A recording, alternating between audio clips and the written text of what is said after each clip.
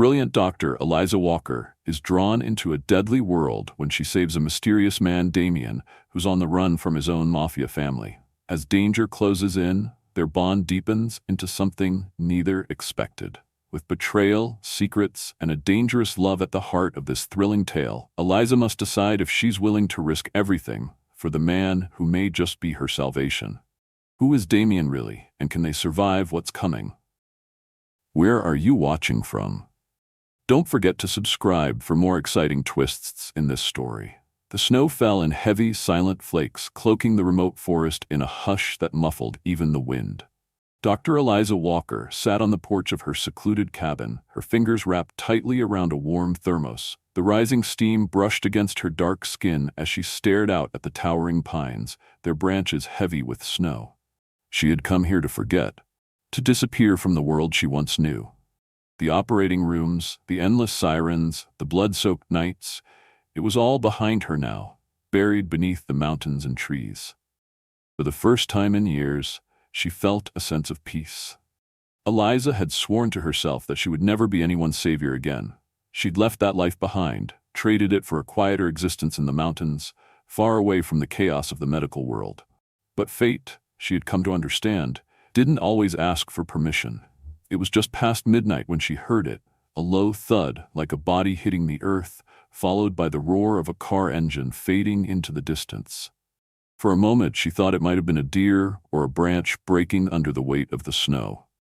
But something gnawed at her instincts, a feeling she couldn't ignore. Grabbing her flashlight and her coat, she stepped into the cold. A crimson trail streaked across the snow, stark and wet. Her breath caught in her throat as she followed it down the slope, her boots crunching the fresh snow beneath her. A few feet down, she found him, a man, barely conscious, bleeding out in the snow. His tailored black coat was shredded at the shoulder, soaked with blood. His face was bruised, lips split, a fresh cut over his brow. Yet even in this brutalized state, there was something about him that was unmistakably powerful. Dangerous, regal, familiar. Kneeling beside him, Eliza's pulse quickened. "Hey," she said, peeling off her gloves to check for a pulse. It was weak, but it was there. "Can you hear me?" she murmured to herself, the instinctive rhythm of her training taking over. "I'm not letting you die out here." She hoisted him over her shoulder with surprising strength, his head lolling against her neck. He muttered something, a single word slurring past his cracked lips. "Run." Eliza froze, her eyes narrowing in confusion. "What?" But he was already slipping back into unconsciousness. She didn't hesitate. Gripping him tighter, she moved swiftly, making her way back to the cabin. Inside, Eliza worked quickly, setting up her small clinic using the generator she had. The setup was crude, but it would have to suffice. Hours passed as she sterilized, stitched, and stopped the bleeding, her hands steady even as questions swirled in her mind. Who was he? Who had done this to him? And why did he look like he belonged in some dark underworld tale? When she finally collapsed into a chair nearby, exhaustion settling into her bones, she couldn't tear her gaze away from him. Even unconscious, he radiated an unspoken command.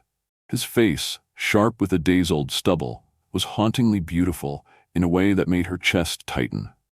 She wrapped her arms around herself, feeling the weight of what she had just done. For the first time in 2 years, she had used her gift to save a life, but something in her gut told her that this man was not just anyone. This wasn't a miracle. It was a storm, and it had just arrived on her doorstep. The storm raged through the night, howling against the windows like a pack of wolves circling their prey. But inside the cabin, a different kind of storm brewed, one wrapped in silence, heat, and the slow stirrings of the man who refused to die. Eliza sat across from the bed, her laptop perched on her knees as she logged his vitals and documented the procedure she had done. Her medical instincts told her it was reckless, but she had always been different. She wasn't like the other doctors, those who would have called this a lost cause. Her dark eyes lifted from the screen as she watched him. He was still unconscious, or maybe just refusing to wake, but the rhythm of his breathing was steady. His chest rose and fell beneath the thin blanket, muscles rippling beneath the fabric, scars marking his skin in stories she hadn't heard yet. And then he moved. It was subtle at first, a twitch of his fingers, a low groan vibrating in his throat. Eliza stood, her instincts kicking in. She approached the bed just as his hand shot up, gripping her wrist with brutal strength. "Don't touch me," he rasped, his voice rough and low.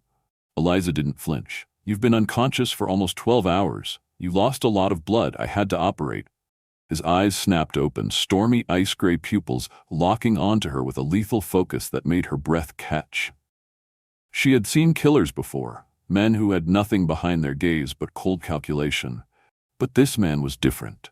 His eyes burned with rage, pain, and something ancient, something that made her heart skip a beat. "Where am I?" he growled. "My cabin in the mountains," she replied. "The nearest town is 50 miles away. You were dumped in the snow, bleeding out. You said one word before you passed out. Run. I think that means someone was trying to kill you." She watched him carefully, waiting for his response. He stared at her, unblinking, as if weighing his next words carefully. "You saw them?" he asked, his voice tinged with disbelief. "No," she answered. "Just your blood trail. I followed it, found you."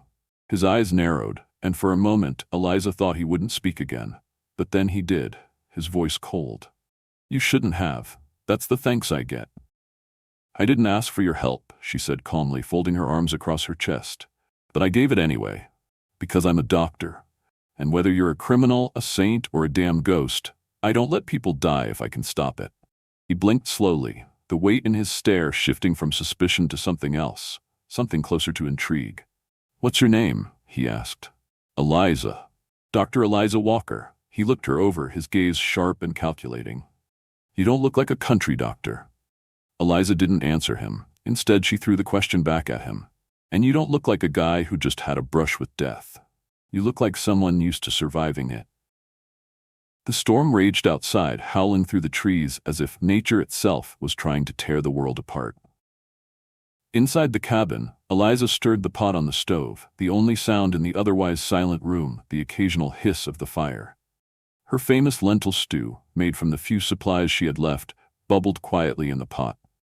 She moved automatically, her hands following the rhythm of routine, but her mind was elsewhere. Her eyes kept drifting to the figure on the couch. Damien, the man who had bled all over her cabin and who was now recovering in the same cabin, watching her like a hawk, every subtle movement of his body betraying the fact that he was no ordinary man. Damien's movements were careful, measured, but there was a simmering intensity in the air. He had yet to let go of the gun that was hidden under his pillow, and he was sharpening a knife he had found in her kitchen drawer. The sound of the metal scraping against the stone was like nails on a chalkboard, each scrape making Eliza's nerves jump. She couldn't help but watch him, even as she tried to focus on the simmering stew. "You know," she said, her voice light as if she were talking about something trivial, "most people who just survived a gunshot wound don't start preparing for war the next day." Damien didn't look up from his task, the knife moving back and forth with an almost surgical precision. "Most people aren't me," he replied, his voice low, almost gravelly. Eliza rolled her eyes, an involuntary smile tugging at her lips, but she didn't speak further. Instead, she turned her attention back to the stew. But the silence between them was thick, heavy. She couldn't escape the feeling that something was shifting between them. The way he watched her when he thought she wasn't looking. The quiet, almost unreadable intensity in his eyes when their gazes met. She was not foolish. She knew that he had been through hell, that his past was one of blood and betrayal. But there was more to him than just the dangerous facade. Eliza couldn't help but feel a flicker of something for him, something she knew she shouldn't feel. "You should leave." Damien's voice broke through her thoughts. Eliza turned around to find him standing now, leaning slightly on the back of the couch as he gingerly tested his weight on his injured side. There was a flash of something in his eyes. Anger, perhaps, or frustration, but it was quickly masked. She arched an eyebrow, crossing her arms over her chest. "Where would I go? The roads are iced over. The storm's only gotten worse." "I don't care," Damien said, his voice turning harder, colder. He stood straighter, his jaw clenched. "I'm dangerous. You don't belong here."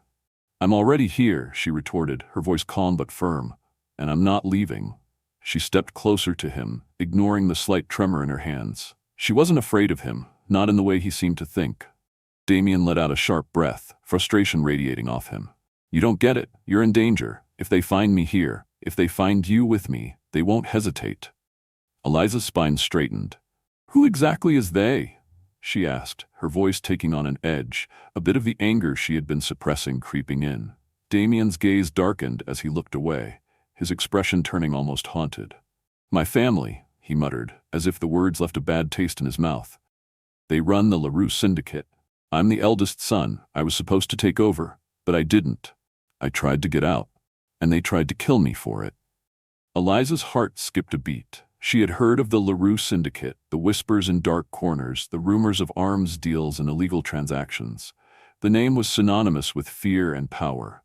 But hearing it from his lips, hearing it from the man who had bled in her cabin, made the reality of it all hit home in a way the rumors never had. You're telling me, she said slowly, that you were shot by your own family? Damien nodded, a bitter laugh escaping him. My brother pulled the trigger. The silence between them stretched on for a long moment, heavy with the weight of his words. Eliza felt a chill creep up her spine. She had always known there was darkness in the world, but hearing it so close, feeling the weight of it in the air around her, made it more real than she had ever expected. So, you're telling me that I've got a mafia prince in my living room, bleeding out on my hardwood floors, Eliza said, her voice tinged with disbelief. And now, I'm supposed to believe that I'm supposed to help you? That I've just put myself in the middle of a mafia war?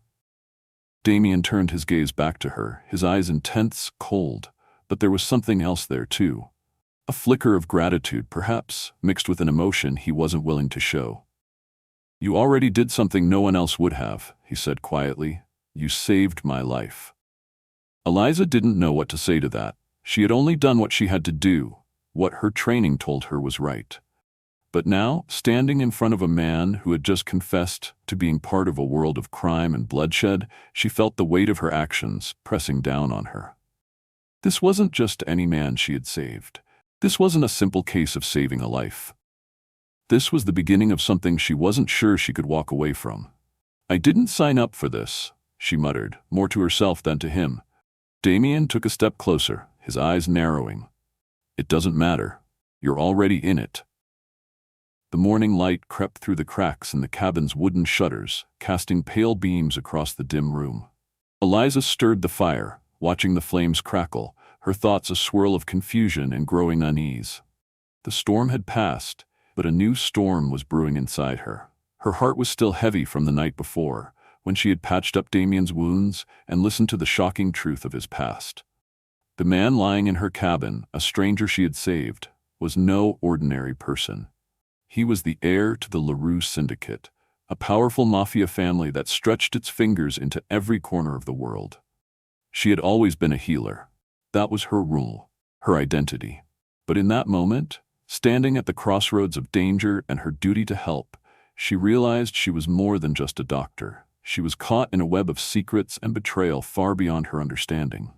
And worse, she had no idea how to untangle herself from it. As the minutes ticked by, Eliza found herself once again drawn to the man on the couch. Damien. Even in his weakened state, he held an air of command, his presence looming over her.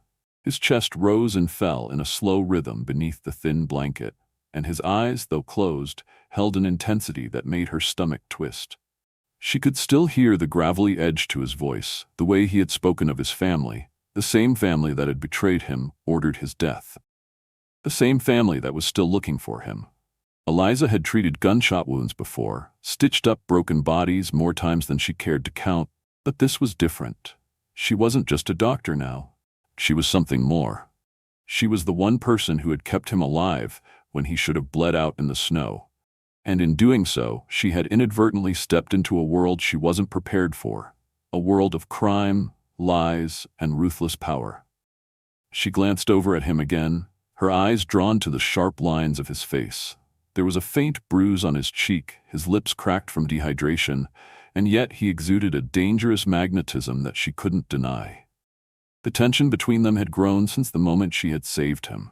Every look, every brush of her fingers against his skin during the procedure had only deepened the connection between them. And she hated it.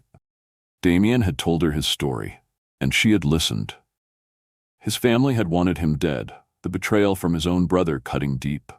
But now that he was here, in her cabin, she wasn't sure how to process it all.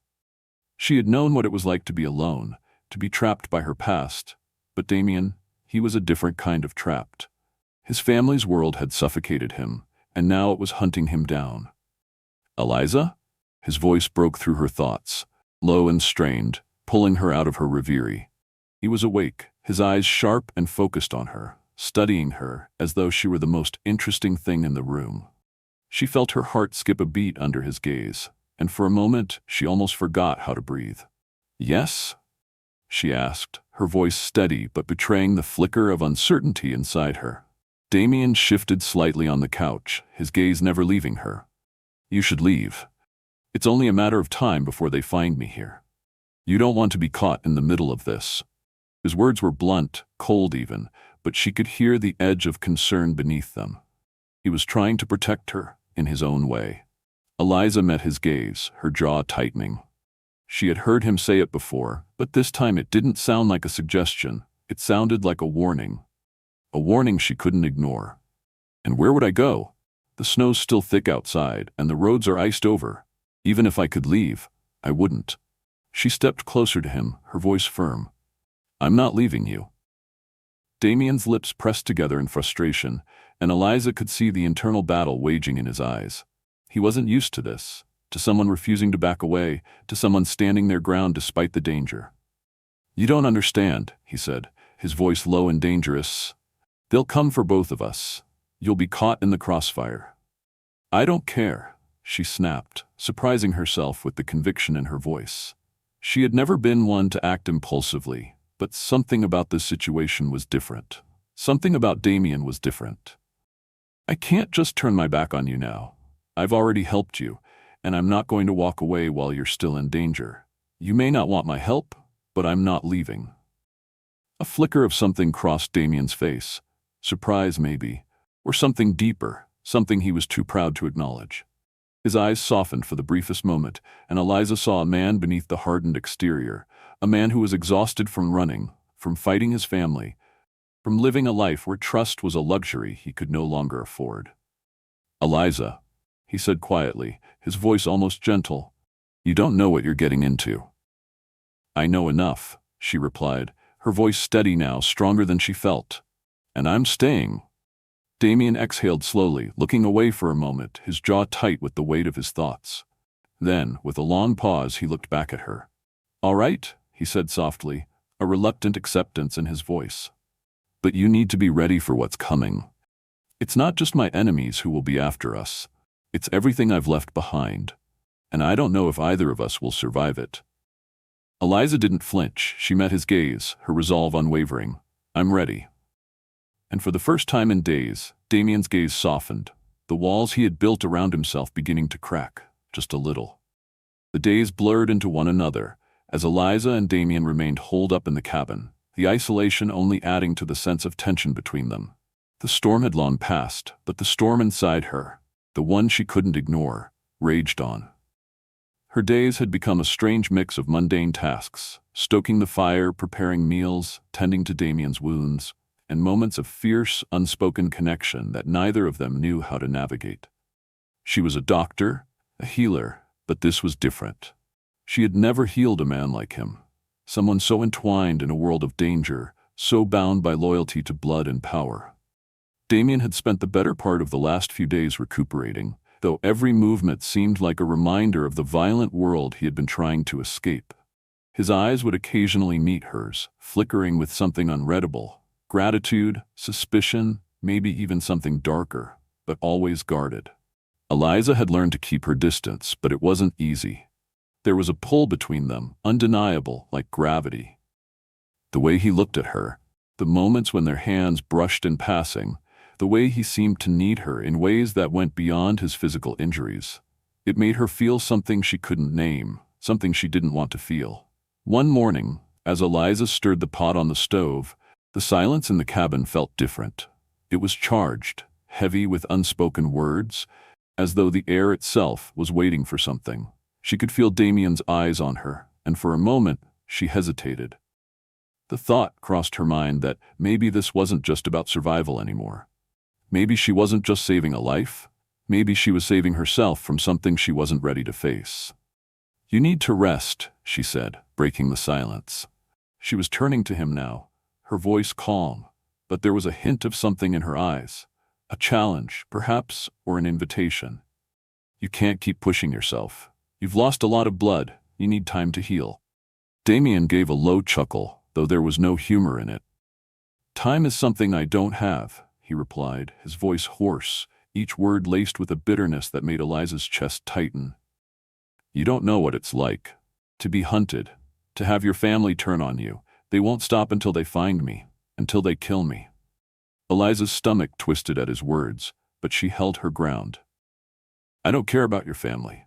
I care about you getting better. I care about you staying alive." He met her gaze, his eyes searching hers, as though trying to read the truth between the lines. "You don't know what you're getting into," he murmured. "This life, this world, it doesn't let go. It consumes you, even when you try to walk away." The weight of his words hung in the air, thick with the gravity of his reality. Eliza took a deep breath, stepping closer, her heart pounding. She hadn't signed up for any of this, but somehow, in the quiet corners of her mind, she couldn't imagine leaving now. Not when he needed her. Not when she had already crossed too many lines to go back. "I've seen darkness," she said quietly, her voice low but steady. "I've seen what the world can do to people, but I also know what it means to survive, to fight for what's right, no matter what." She paused, her heart racing. "And I'm not letting you go down without a fight." Damien's expression softened, just for a moment, as if he hadn't expected her to understand.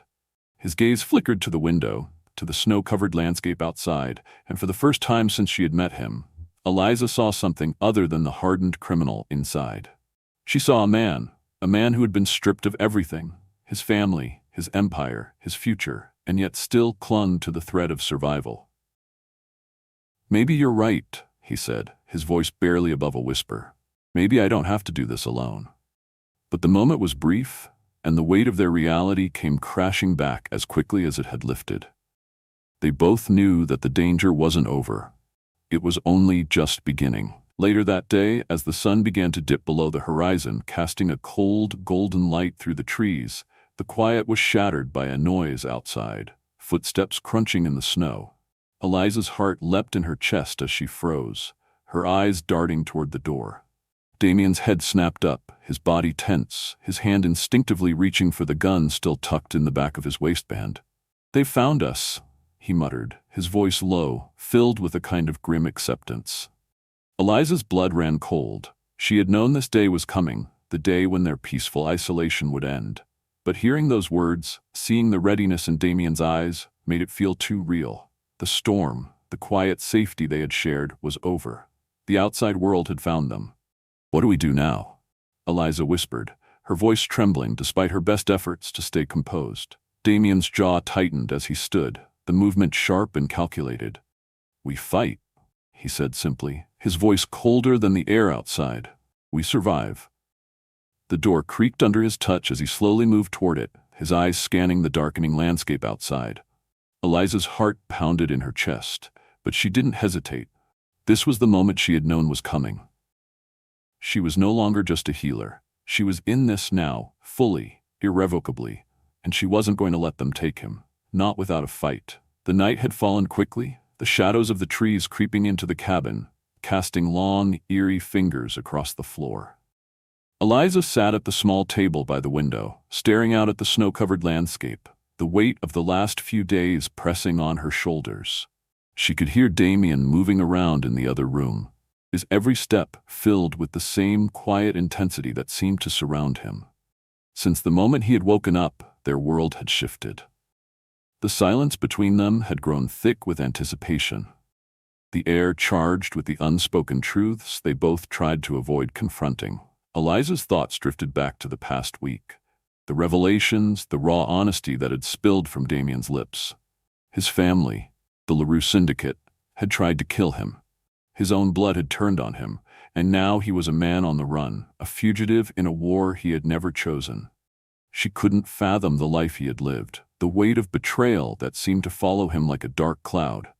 And yet, despite the danger, despite everything that made him a target, she found herself unable to turn away.